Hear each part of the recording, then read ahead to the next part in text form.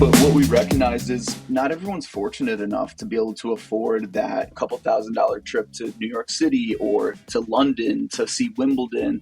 A, travel is super expensive, but then B, the ticket prices for some of these events are just crazy now. And, for good reason. It's a really high level product, a really amazing experience. But where we sort of saw the opportunity was in that white space of, hey, let's bring professional men's tennis and tennis at its highest level back to Michigan. Welcome to Event Explorer, the podcast where we go behind the scenes of the world's most iconic celebrations, festivals, and cultural experiences, and meet the people who bring them to life. I'm your host, Daniel Roth, a creative director, event producer, and lifelong fan of how great events shape the places we live. Each week, we visit a different corner of the events world, from massive music festivals to community rituals to unexpected pockets of sport and culture. If you love great storytelling, behind-the-scenes insights, and the people who make big things happen, this is the show for you. Be sure to follow us wherever you get your podcasts and visit eventexp.org to stream more episodes, sign up for updates, and send us your suggestions for events we should cover. Now, today's story is something special. We're heading to Bloomfield Hills, Michigan, where a new tradition is quickly taking hold, the Cranbrook Tennis Classic. It's an ATP Challenger Tour event, a high-level international tennis tournament, and it's hosted on the stunning campus of Cranbrook Schools. This is an international high-stakes event, but it's also a homegrown effort, a nonprofit venture, a fast-growing summer sports tradition built from scratch by Alex Demuth and his family, together with a team of volunteers. From recruiting global players and managing hospitality to building partnerships and giving back to Detroit youth through Tennis Forward, this episode is a blueprint for how to start something big and do it right. All right, let's get into it. Okay, welcome back. Today we are joined by Alex Demuth, the driving force behind one of Michigan's newest and most exciting sports traditions, the Cranbrook Tennis Classic. Held on the beautiful grounds of the Cranbrook Schools in Bloomfield Hills, this is an ATP Challenger event, and it has quickly grown from a bold idea into a summer staple, bringing together international talent, community spirit, and high-level tennis. And it's all in service of investing in the next generation of tennis through Tennis Forward and a relationship with the Palmer Park Tennis Academy. So doing great work. Alex, welcome to Event Explorer. Thank you for being here. Yeah, thank you, Dan. You did your homework. Most people I talk to don't know that much about the event, but yeah, no, it's as you know, we just had it last week, our third year. And yeah, so I function as the tournament director and, in addition to that, the marketing director, the operations director, the volunteer director, the director of something I'm forgetting about. But yeah, it's been a really cool journey from, that moment we started to explore it and to today, where it's funny. Last night I was driving through my neighborhood in Royal Oak, Michigan, and I drove by a couple wearing they were both wearing CTC Cranbrook Tennis Class hats. So little moments like that make it really worthwhile and fuel me for the next 12 months. And these are people that you don't know them? I did not know them. So it's funny. I'm all over the place, as you may have seen as you were there. I'm all over the place at the event. So I ended up seeing and meeting a lot of people, but I had not met these folks, and they seemed like a really lovely couple with super cool hats. Nice. Now they have a personal connection, and they'll be back next year. And I'm sure Cranbrook Tennis Classic will be back again next year. Yeah, you're just wrapping up this year. I was fortunate to be able to come. I'm a big tennis fan. I picked it up now in my 40s and love playing, and I've watched other smaller matches. But this is really my first exposure to professional tennis, seeing players from all over the world come in. And I think that's such an asset to the area. And we didn't really have that before, right? There wasn't Right. an international tennis event in the Detroit area, as far as I knew. Is there history at all with the area and high-level tennis matches? Yeah, so, back in the 80s, I think there was maybe 1 or 2 years. I think it was the Little Caesars Tennis Championship that they did it at Cobo Hall. I think it was 1983, because when we started doing this in 2023, it had marked, 40 years since any men's professional tennis had been in Michigan. There's different levels to the professional tennis world. There's the ITF Tour, which is more so it's a little bit more of a smaller tour, guys ranked maybe like from like the 400s all the way to 2000 in the world. So there's been a couple of iterations of that on the men's side. I actually ran one of those tournaments. They're called futures events. I ran one last fall at the University of Michigan. Michigan State does one or two every year. But then on the women's side, there's actually a really substantial and a really long-standing WTA 125 event held at the Public Tennis Center in Midlands, and it's it's supported by Dow Chemical.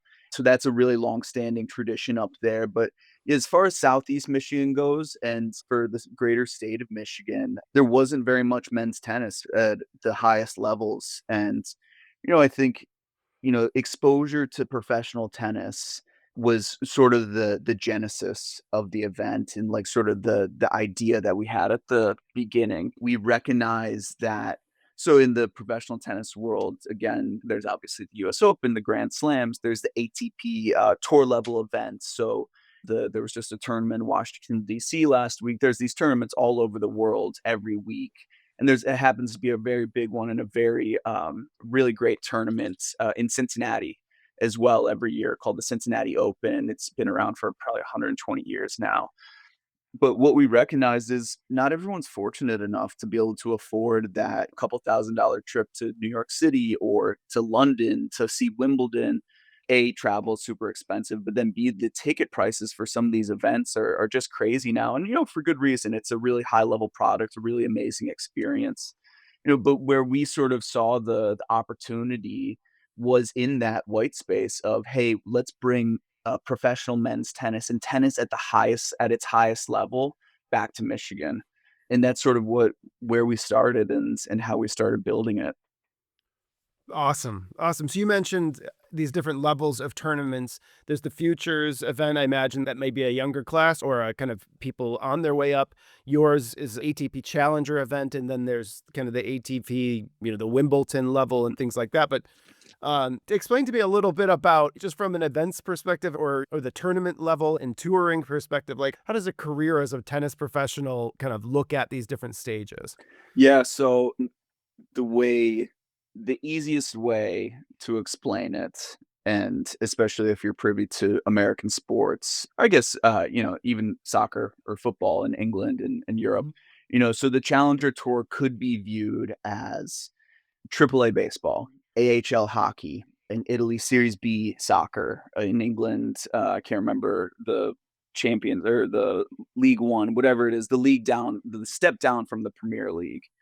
But, in theory, it's funny, another tournament director from one of the tournaments in Canada, the Challenger events in Canada of all places, was explaining it to me. And, so we're attracting our player set. They're usually around like 90 to 300 in the world, ranking wise.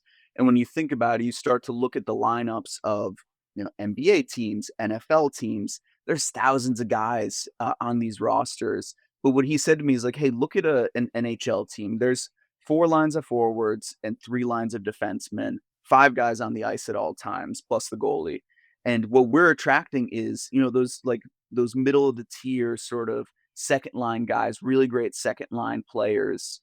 And so, I hate saying like, yeah, it's like AAA baseball, but that's the easiest sort of analog in the Sure. sports world because in theory, in reality, the Challenger Tour is where guys are grinding to get to the Wimbledon, to get to the US Opens.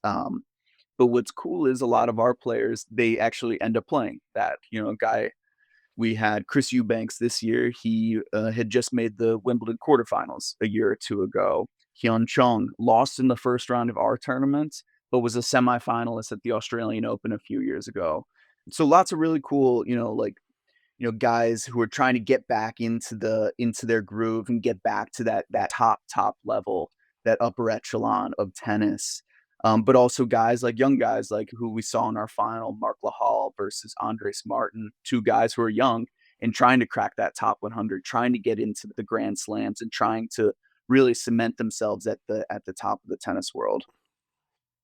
Amazing. It is serving the audience is almost ancillary to this. We're just excited to see it. These guys are putting in the work, but it is a show. You're putting on a bit. It's a lot of entertainment. I had a great time while I was there. It's a hot day. You had like great service, kind of hospitality level things.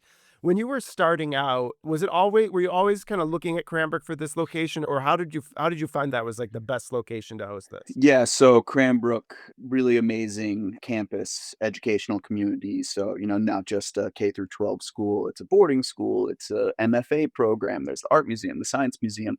And a few years ago, they also happened to invest a lot of money into their tennis complex as well, which you were a witness of. Really beautiful venue for tennis. And part of the thinking behind that was, hey, maybe someday we can host a professional level event because we have the courts now at Cranbrook, and we have the sort of infrastructure there to be able to host an event. We have locker rooms, we have a gym, there's space for player dining, player lounges, all these different, like I said, it's a huge 250-acre educational community, so there's lots of buildings, of course. So the infrastructure was there. So from the start, it was always going to be at Cranbrook, whether they said yes or no to our crazy idea of holding a high level professional tennis tournament was up to them. And the way it's turned out is they've been the Cranbrook Kingswood community have been really amazing partners in building this event, and they sort of fill the gaps of where things like we don't know how many generators we need to get, or we don't know who to call when we need the restroom trailer. Like they have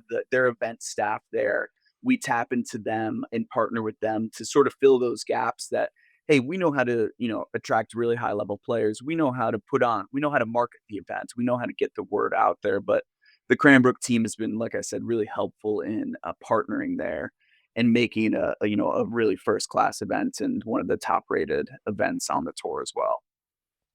That must have eased the burden of starting such a big effort. Obviously, location is such an important integral part of it, but then there's the players. I want to learn about two things. I want to learn about how you attracted players, and then as well the sponsors or who's the community that's looking into it. But first of all, this year we saw people. There was a huge contingent from Taiwan that came out. Amazing players, just badasses on the court that we saw, doubles and singles players. There were the winner of the tournament's an Estonian player. These you have to both create a product that's enticing to these players, and then you have to just manage people flights coming in from all over the world with all these different players and languages and everything.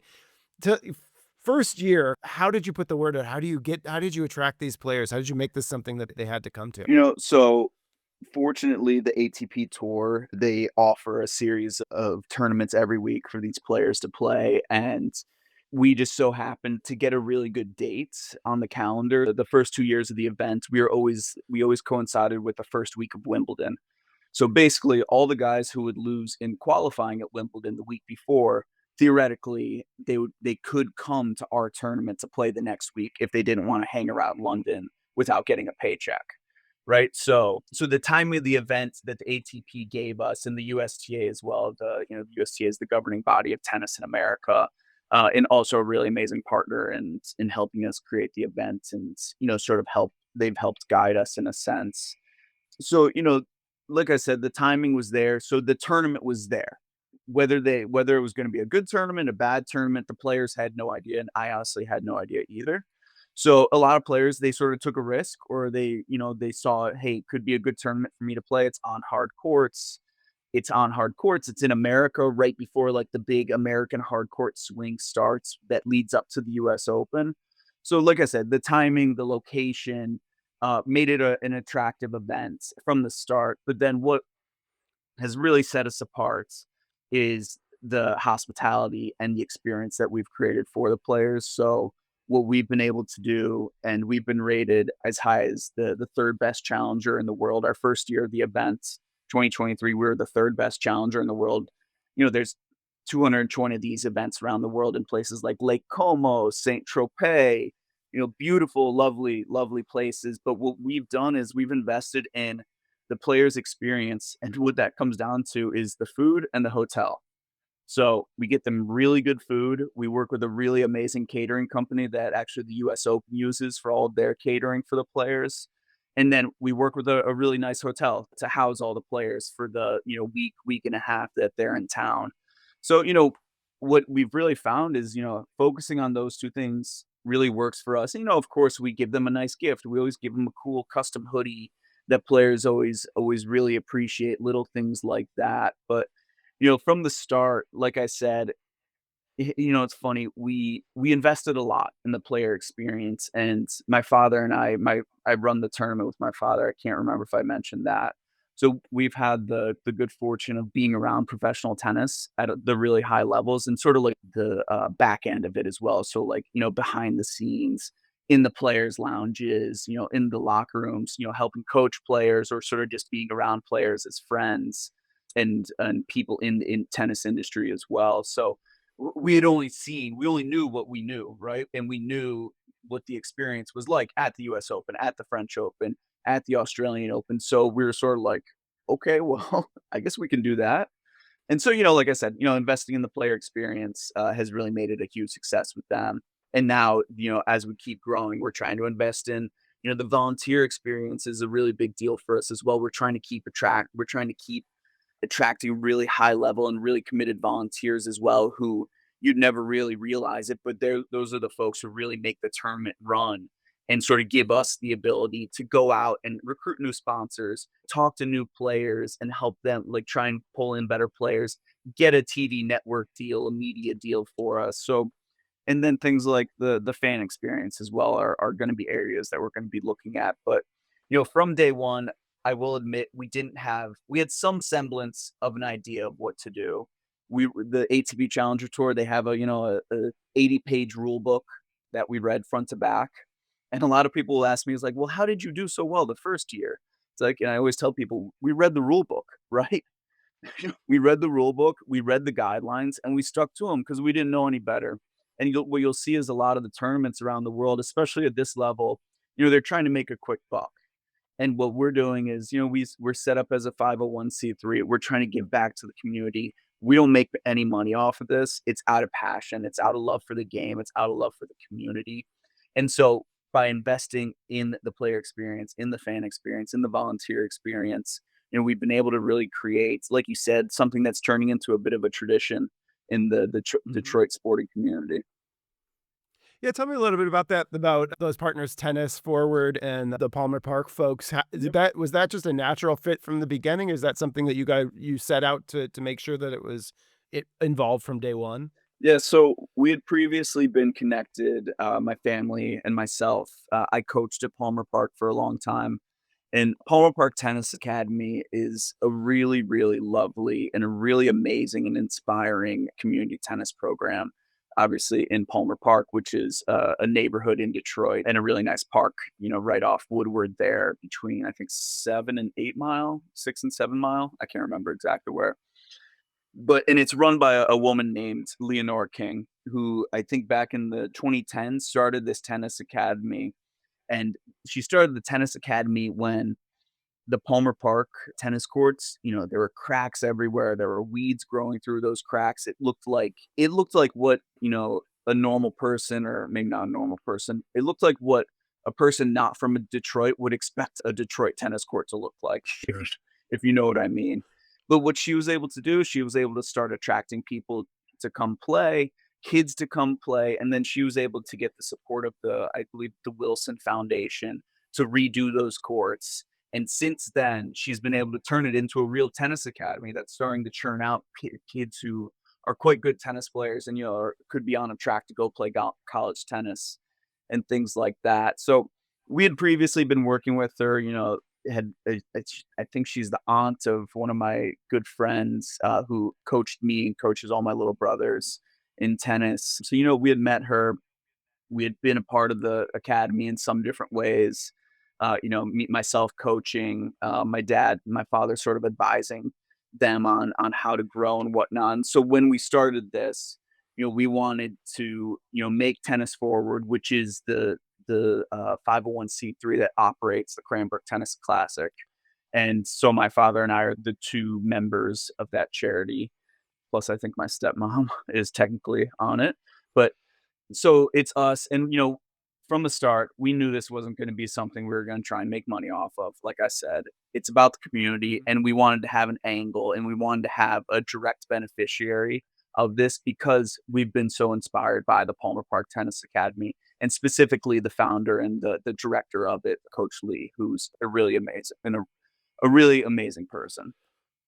Amazing. So it's people like her and you guys that Detroit wasn't a name in tennis. Hey, there is a route to schools like U of M, Michigan, smaller schools in the state that do have programs, and they were probably looking not into the city of Detroit particularly, but maybe even outside of Michigan for their player pool. So I think it just shows that these investments of time and heart are really do make a difference in the lives of improving lives or giving people the shot to play at such a high level. Like you can just imagine, even if you spent a couple years going on a Challenger Tour, maybe playing a couple of the highest level events, even at qualifying, Mhm. the impact that would have on a young person's life to understand how the world works, the connections you'd make over international borders, like you're saying, these are you've got friends now all over the world through tennis. The impact that's amazing.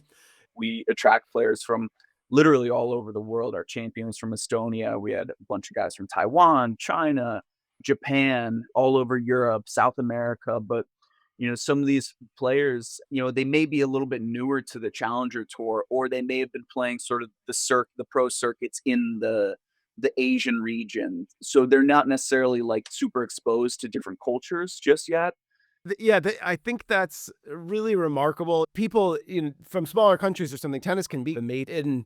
These guys are almost celebrities from their. They are celebrities from their countries or their regions, and they're showing up. Tennis is a cool sport that you're showing up with a bag of rackets and some balls and some shorts and a t-shirt, and you can go out and impress hundreds, thousands of people and make your living with your skill and your acumen and your athleticism versus having to show up with an F1 car and Yeah. engineering and parts and trailers and all this stuff. It's really cool. And I think a lot of people connect with that it's almost gladiators duking it out with the raw Absolutely. talent Yeah.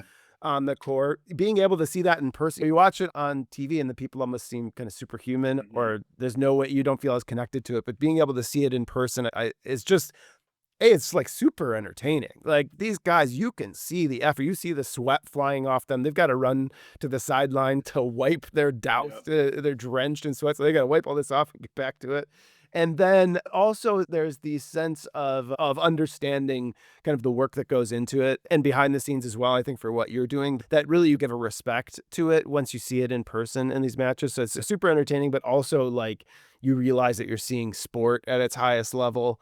Yep. Yeah, any plans? 2026 is around the corner. You can take a little break, I think, Alex, but then obviously, are you planning to visit other tournaments and continue to learn and grow the tournament from that Yeah, aspect? yeah, that's something, it's funny. Before I ever knew I was gonna run a challenger event, I was in Santiago, Chile, maybe back in like 2018. And there just so happened to be a challenger event there. So I actually look back at pictures I took there sometimes and like sort of like look at the setup and stuff, like, hey, maybe try and borrow an idea. But yeah, absolutely. I think, there's another really great challenger event. It started recently, I think last year or the year before in Sioux Falls, of all places, I think North Dakota. They supposedly do a really good job. I'm gonna try and go visit that. Maybe I'll try and, go to Lake Como or Saint Tropez, one of those other really, distinct Yeah. locations to, maybe do a little bit of research, but also do a little bit of vacationing. We'll see about that. Yeah. But also Well, I going to think you bigger, should. bigger tournaments as well. So Yeah. I'm probably gonna go to, there's a women's a WTA tournament down in Cleveland, and I happen to be close with, the people that run that. I wanna go down and sort of observe there and see, like, a lot of what it comes down to, to create a better experience for everyone involved. Yeah, you can throw more money at it, but also it's about the systems and the controls that you put in place for certain things. And so really like that's what I'm dialed in on right now is how can I create a better system for the volunteers, for the fans, for the players, for the ATP officials, the everyone involved like how can like utilize sort of systems thinking and create better like a better experience in all those categories. And so that's what I'm gonna go to these different tournaments and observe. But then, from a more practical standpoint, we're always trying to raise more sponsorship money so we can invest more in the tournaments, and eventually give back more to the community. So we're gonna try and be getting bigger, better, more substantial sponsors. We have a lot of really amazing sponsors already. People have committed who come back year after year to help us out and support the event. But you know the the name of the game here is bigger sponsors at higher levels as well. So we're gonna try and work on that. We have a couple sort of prospects, and we've been having some conversations already about next year about a title sponsor or a presenting sponsor. So there's things like that, and then like trying to keep the it's funny, it's the tournament's only a week long, and it comes and it goes, and, so trying to, like, find ways through marketing, social media to try and keep the interest a little bit, like, sustain it at a little bit of a higher rate, or get people to anticipate it, get people to look forward to it even more for next year. So there's gonna be things like that that I'm gonna work on in the background when I'm not doing my day job. So yeah, no, I think it's gonna be a good year. Looking forward to the next one. We're not totally sure. July? Yeah, You're not sure when the dates will be next year? yeah, we're not totally sure. That comes down to the ATP Tour schedule, and then also what Cranbrook is willing to say yes to. So we'll see when it is. I would assume the same week next year. It worked out pretty well this year, so yeah, we'll see. Nice. Nice. Congratulations on the great work you're doing. I think hopefully people listen to this and they realize they don't have, if you're in the Southeast Michigan, Ohio, Great Lakes region, this is a great to travel to. It was $150 or something, $130 for the weekend or $30 a day ish, even cheaper if you buy your tickets ahead of time. So it's something that you could bring the whole family to. Exposure, like you're saying, exposure for young people to professional tennis at this point gets them inspired to pick up the sport and understand the higher levels of this, and that it is achievable for one person, or you and your best friend go out there and hit every day and you could see yourself out there. So I think that's doing great. But also we've got listeners around the country and around the world, and that go seek out challenger events, go seek out futures events, because you're going to be seeing the same two, if not the same level of tennis that is at Australian Open, Wimbledon, US Opens. Yeah, so very cool. I want to thank you for sharing the story. I see growth. You see growth in tennis now. I think there's so many, it's just a different game. It's so much faster, and the guys are more powerful, and women are gaining such an advantage here too, and so much exposure because their game's just as good as the guys. So I think that's a great kind of level set or raising of the tide, helping out every boat in the ocean, encouraging healthy people, encouraging entertained people, and continuing to grow the event is just a work of love, you can tell. So thanks for joining. I look forward to people hearing your story, and then I'll share out all the media links so that people can follow and get ready to go next year. Awesome. Having me, Dan. This is fun. Yeah, appreciate it. All right, talk to you soon.